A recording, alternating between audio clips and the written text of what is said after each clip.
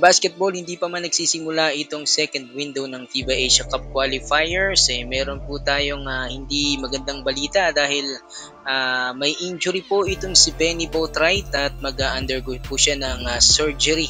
Injury niya po ay yung sa kanyang Achilles. Ayan, medyo hindi po maganda yung injury na yan mga kabasketball kasi magiging out po siya for few months. Possible po yan, hindi po siya makakapaglaro sa kahit anong mga tournament. And yung last na pinaglaruan nitong si Benny Boatwright mga kabasketball dyan sa may China, sa may Shanghai Loons, sa may CBA. Pero sabi nga ng sources, hindi nila matukoy kung saan nanggaling o nakuha nitong si Benny Boatwright yung kanyang injury. Sayang no kabasketball kasi plano pa naman sana ni Coach Timko na isama na sa practice itong si Benny para sa second window ng FIBA qualifiers. So yun mga kabasketball kasi yung ganyang klase ng injury may mga cases na alam na natin na yung iba pang career ending yung ganyang injury. Yung iba naman kung makabalik medyo hindi na ganun yung laro niya katulad ng dati. So mahirap talaga yung ganyang injury nitong si Benny Boatwright. Sa social media may mga discussion tayong nakikita at nababasa na napansin natin sa mga comment section na kung willing pa ba na i-push itong naturalizations ni Benny Boatwright dito sa ating Gilas.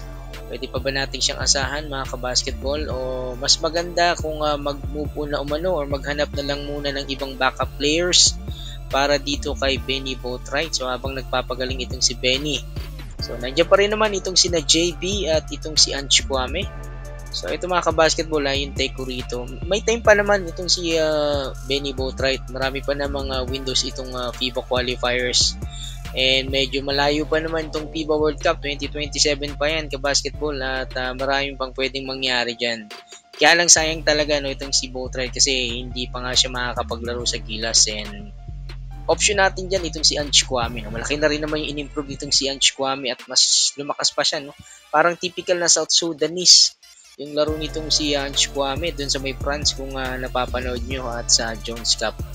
Competitive naman yan si Ange Kwame. Si Justin Brownlee nandiyan pa rin may ilang years pang natitira itong si Justin Brownlee. So dapat talaga meron na din tayong pool ng mga naturalized players pang backup. Ayan, kabasketball. Maganda sana mga kabasketball na magiging exciting dahil tayo nga ay magiging host dito sa susunod na window ng FIBA. Dito tayo sa Mall of Asia Arena. Makakalaban natin dyan itong New Zealand at itong Hong Kong. Anyway mga kabasketball, get well soon dito kay Benny Boatwright. And supportan pa rin natin siya mga kabasketball. Bata pa naman itong si Benny Boatwright. And for sure makakabalik pa rin siya dito sa ating Team Gilas. Ayan. Hanggang dyan kabasketball. Salamat sa lagi pagsubaybay. This is Super Chris TV.